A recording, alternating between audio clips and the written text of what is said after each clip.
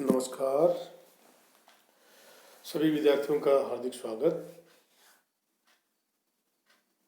आज हम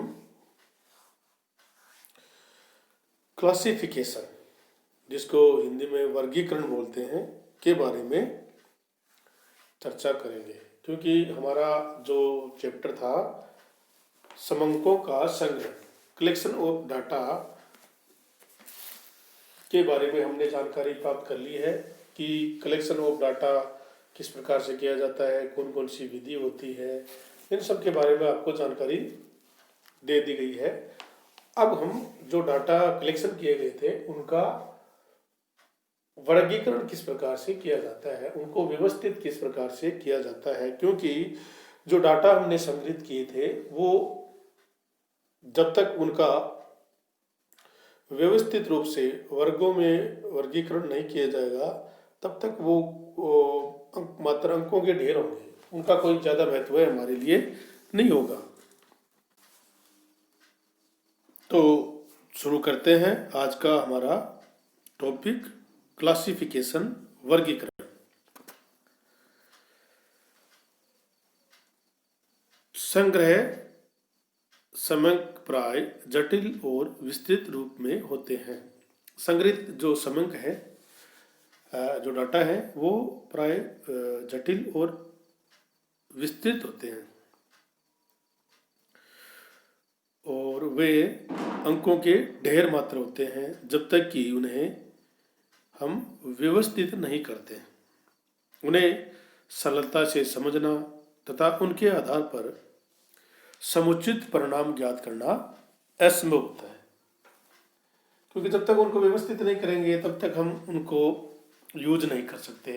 जिस उद्देश्य के लिए हमने डाटा का कलेक्शन किया है उस उद्देश्य के लिए हम उसको यूज नहीं कर सकते हैं।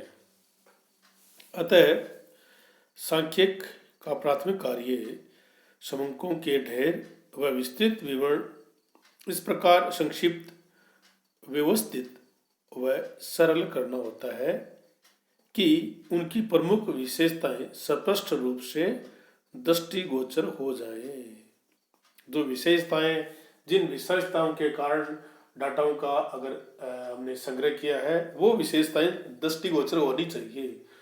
उनको इस प्रकार से संक्षिप्त, व्यवस्थित और सरल करना है कि उनकी विशेषताएं प्रकट हो जाए। अब देखिए वर्गीकरण की परिभाषा। एक प्रोफेसर है FC मील, उन्होंने बताया कि सांख्यिक का प्राथमिक कार्य समंकों को इस प्रकार संगठित करना होता है कि उपस्थित उद्देश्य के लिए समंकों का महत्व समझा जा सके। जो उपस्थित उद्देश्य था हमारा, उसका लिए समंकों का महत्व होना चाहिए। और वो कब होगा? जब हम उनको संगठित कर देंगे, उनको व्यवस्थित कर देंगे। इस प्रकार समंकों के समय से तुलना करने की सुविधा उपलब्ध हो सके और आगे विश्लेषण करना संभव हो। और ये सब होगा जब हम उनको संक्षिप्त, सरल और व्यवस्थित कर देंगे। ये परिभाषा प्रोफेसर FC मील ने दी थी। उन्होंने बताया था कि सांख्यिक का प्राथमिक कार्य समंकों को इस प्रकार से संगठित करना होता है कि उपस्थित समंकों का उद्देश्य के लिए समंकों का महत्व समझा जा सके। इस प्रकार के समंकों के समय से तुलना करने की सुविधा उपलब्ध हो और आगे उनका विश्लेषण करना संभव हो। इस प्रकार संग्रहित समंकों को उनकी विशेषता के आधार पर विभिन्न वर्गों में विभाजित करने की क्रिया को वर्गीकरण कहते हैं। ये है हमारी वर्गीकरण की परिभाषा। क्या परिभाषा है? कि संग्रहित समंकों को उनकी विशेषता के आधार पर विभिन्न वर्गों में विभाजित करने की क्रिया को वर्गीकरण कहते हैं। ये आपके एग्जाम में क्वेश्चन आ सकता है, वर्गीकरण किसे कहते हैं।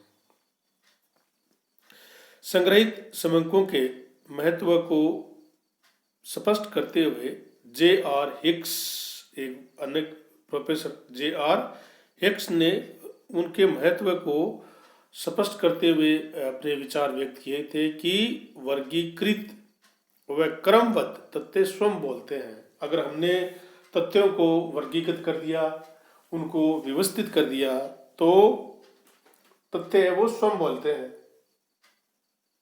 तथा अव्यवस्थित होंगे तो वो मांस के समान मृत होंगे, उनका कोई महत्व नहीं होगा।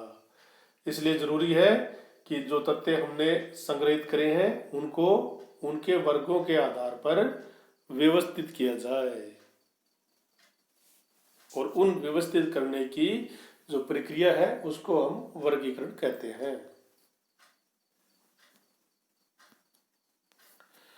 वर्गीकरण का अर्थ, मीनिंग ऑफ क्लासिफिकेशन। वर्गीकरण में समंकों को उनकी गुण तथा विशेषता के आधार पर पृथक पृथक सजातीय वर्गों में बांट दिया जाता है।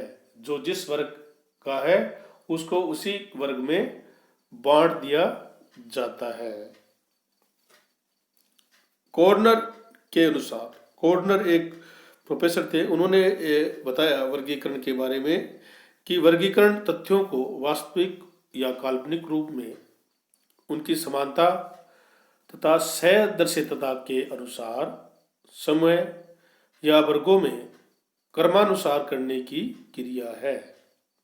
वर्गीकरण तथ्यों को वास्तविक या काल्पनिक रूप में उनकी समानता और सदृश्यता के अनुसार समूह या वर्गों में क्रमानुसार करने की क्रिया है, और इसमें व्यक्तिगत इकाइयों की विविधता में पाए जाने वाली गुणों की एकता व्यक्त होती है। क्या होती है? एकता व्यक्त होती है। उदाहरण के लिए समझें कि वर्गीकरण में संग्रहित समंकों को विभिन्न वर्गों में बांट दिया जाता है। जैसे व्यक्तियों की आय या व्यक्तियों की आयु, उनकी उम्र, वर्ष। जैसे 0 से लेकर 10 वर्ष तक के बच्चे अगर हमने संग्रहित कर लिए लेकिन उनको वर्गीकृत नहीं किया तो हमें पता नहीं चलेगा कि 0 से लेकर 10 साल तक के बच्चे कितने हैं, जिनकी आय है, जिनकी उम्र है 0 से लेकर 10 साल तक, उनकी संख्या कितनी है, 10 से 20 तक की कितनी है, 20 से 30 तक की कितनी है। उनको हम अगर व्यवस्थित कर देंगे तो हम डाटा उसका यूज कर सकते हैं। अगर व्यवस्थित नहीं करेंगे तो उनका यूज हम नहीं कर सकते। अब हम बात करते हैं वर्गीकरण के उद्देश्य। सिंपल इसके उद्देश्य हैं, जैसे तथ्यों को सरल संक्षिप्त बनाना, to make data easy and conscious.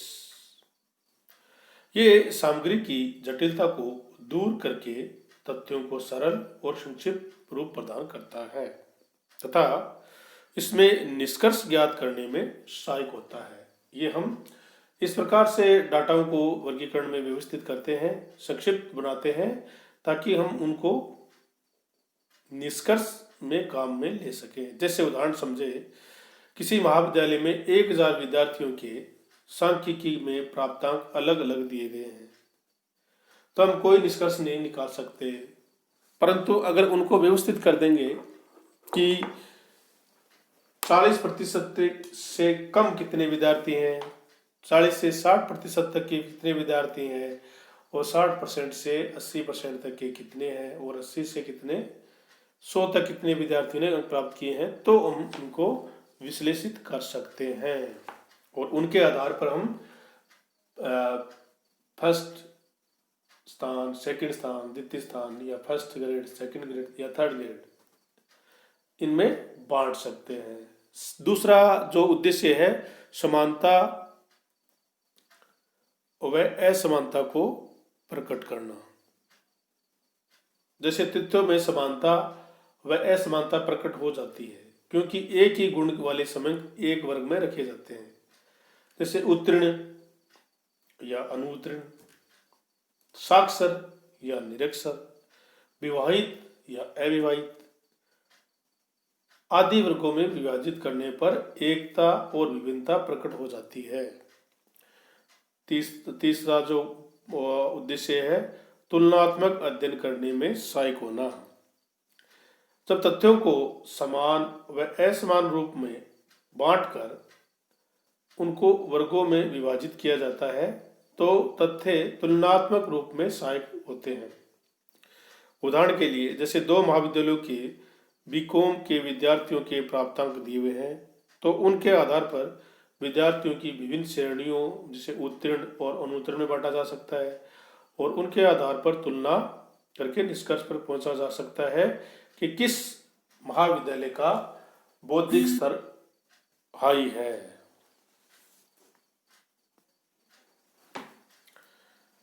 Next है तथ्यों का संक्षिप्तीकरण। इसकी सहायता से बिखरे हुए और विस्तृत समंकों को संक्षिप्त रूप मिल जाता है और गणितीय विवेचना संभव हो पाती है। विविधता में एकता प्रकट होना। इसकी सहायता से क्या करते हैं कि समान समंक एक स्थान पर आ जाते हैं और असमान दूसरे स्थान पर। इसके अतिरिक्त असमान समंकों का समान समंकों से क्या संबंध है ये भी प्रकट हो जाता है, क्योंकि हम उनको व्यवस्थित कर लेते हैं और व्यवस्थित करने के बाद में उनको विविधता में एकता प्रकट होने लगती है। और लास्ट जो हमारा उद्देश्य है वो है सारणियन का आधार प्रस्तुत करना, tabulation. To provide base for tabulation. इसकी सहायता से सारणियन तथा भावी विश्लेषण की क्रिया को करने का आधार प्रस्तुत किया जाता है। तो ये है हमारे वर्गीकरण के उद्देश्य। तो आप सभी विद्यार्थी वर्गीकरण के बारे में ज़्यादा से ज़्यादा जानकारी प्राप्त कर ली। इसके लिए आपका बहुत बहुत धन्यवाद। और मैं चाहूँगा कि आप इस वीडियो को 2 बार 3 बार जितनी बार आप देखेंगे आपको ज़्यादा जानकारी इसमें मिलेगी। तो आप सभी अपना ख्याल रखिए और घर पर रहकर अपनी स्टडी पर ध्यान दें। अच्छा रिजल्ट आपका रहे। धन्यवाद। Thank you.